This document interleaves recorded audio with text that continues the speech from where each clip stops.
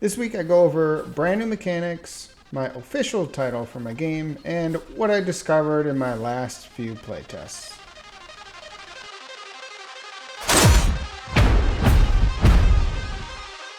What up? Are you familiar with the world of cyberpunk? If you are, go below the video and subscribe. Maybe like the video.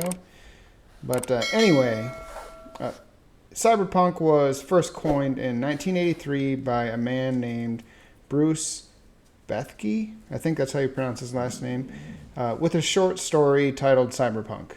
Now, of course, if you're familiar with the genre at all, you know that it kind of came around with a book called Neuromancer by William Gibson.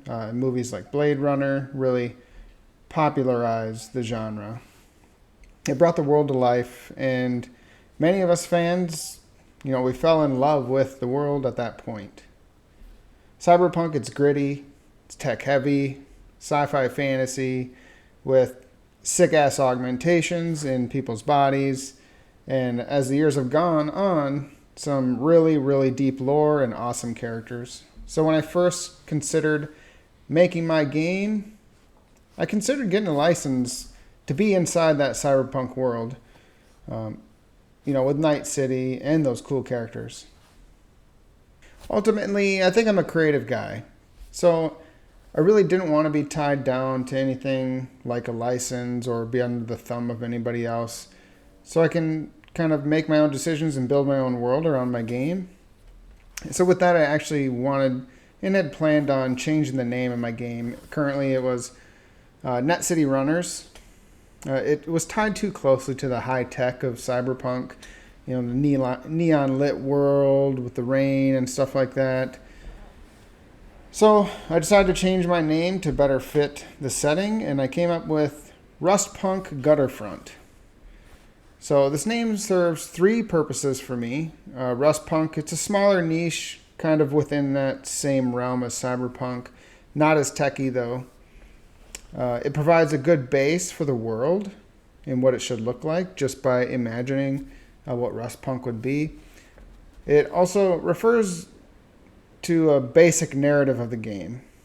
With Gutterfront, you're basically playing gangs within the game in the streets. So it's in a battlefront on the forgotten streets of this huge, huge city. So that's where the Gutterfront comes from. And it really just allows me to establish more lore, more of the world. It's not as established as cyberpunk and what people think of cyberpunk as. Let me know what you think of the name that I've given it, Rustpunk, Gutterfront, what you think of that genre, and go ahead and comment down below on what you think of that. Alright, so let's get into the new and what I think is really a fun mechanic in the game. So I've been working on establishing rules for using grenades within the game. I wanted it to be something new and entertaining during play. So I started to brainstorm with what it could be, and I remembered how rules worked. The grenade rules worked in Cyberpunk 2020. So I kind of went off that. And recently, a cool mechanic that I saw in a new skirmish game called Space Gits. There was something in there that I kind of wanted to try to pull some of that and put it into my game too. So specifically in Cyberpunk 2020, when you use a grenade, it creates a radius of damage from the target hit. So I knew I wanted that to be included somehow with a grenade that lands successfully in my game with a radius of damage. And then also in the game Space Gits, it's by Mike Hutchinson. I think the Kickstarter just got finished, but it looks real fun. I did back it, so I'll go over that when that comes in. But Mike Hutchinson is the creator of Gaslands. Never played that game, but it looks pretty sweet. But he made a cool mechanic for his drunk orcs. Basically, Space Gits is a bunch of drunk orcs fighting each other on a trash planet. But you build dice towers next to your orcs that move along with the drunk orcs, and that adds an element to the game other than just rolling dice. it basically represents the stability of the orcs, kind of. So when you move, you got to move the tower of dice with, and it will topple over, and then your guy falls over, and he's basically prone at that point. So I thought that was really fun because you're not just rolling the dice. You know, they're falling and scattering on the map, which some of his other mechanics use the same thing too. So I really wanted to try to incorporate that fun physical element into my game of falling dice. The basic rules that I came up with for the grenades was that if the grenade lands on the target and it's a hit, the attacker will then take a handful of dice, 5d6, and while holding those dice above the target that they hit, they drop that load of dice onto the miniature. The dice will hit the miniature and scatter, representing shrapnel from the grenade. If the grenade knocks over the miniature, then it is then considered prone. All right, I'm trying to hit her with a grenade.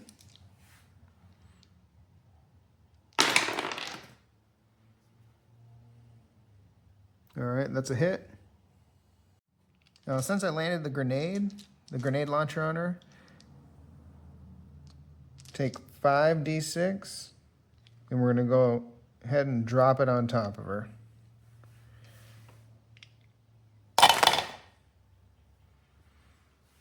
Just like that. So she ended up right back here. And the way I have it right now is 1 inch or within 1 inch of a die, and that's the damage you take from the die. See, we got quite a spattering of dice over here. But that's what I got so far for the grenade mechanic. It's pretty fun. So what this would mean for that miniature is that miniature is prone, and they would have to use half of their movement speed to stand up their next turn. Now, the bare bones of these rules are there, and they're actually pretty fun, especially when you get terrain and you're on top of terrain and you start knocking people off and stuff like that. It's like you're blowing them off the buildings and stuff. But some of the numbers that I've come up with so far for damage and radius effectiveness needs to be balanced out to make it more effective when we're playing with that rule. Another thing I wanted to kind of go over today in this video was how I basically have written the rules so far just for play testing. So some of the recent feedback I've gotten and from what I've play tested and that have been highlighted are that the current stages of the game, it's playable, but the rules as written, they're not broken down in a way that's digestible. So it's actually really kind of hard and difficult to play and follow through. So I've also felt that the rig action or the net running in my game, where you break into the net, it's playable, but it's not at a stage where it's actually fun to use, and it doesn't make me want to use it during gameplay. I'd much rather,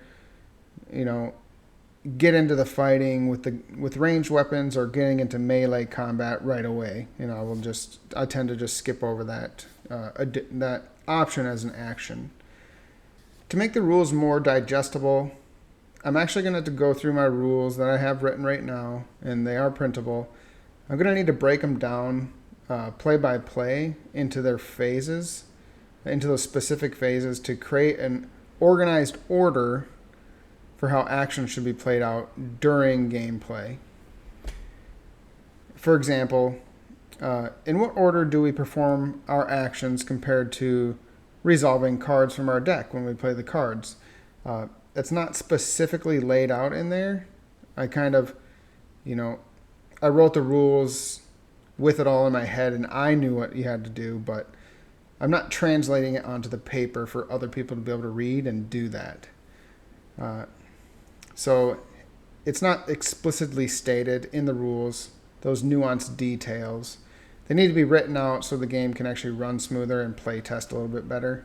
So to break into the grid line engine, the cybernet, I've called it, and make it just just as fun as shooting or melee, I think it needs to move faster. So that's one of the big premises of my game, is to go fast. The rules I have for them now, it requires the character to basically take one turn just to get access to a environmental element, is what I'm calling them right now. So you have to break in to the system, and then you have to connect to the specific tool. So like if we break into something like a security turret, you have to break into the system and then connect to that security turret. But I think if you're going to do that, you need to be able to shoot in that same turn, just like you would with a ranged attack or with a melee attack you're hitting on that same turn.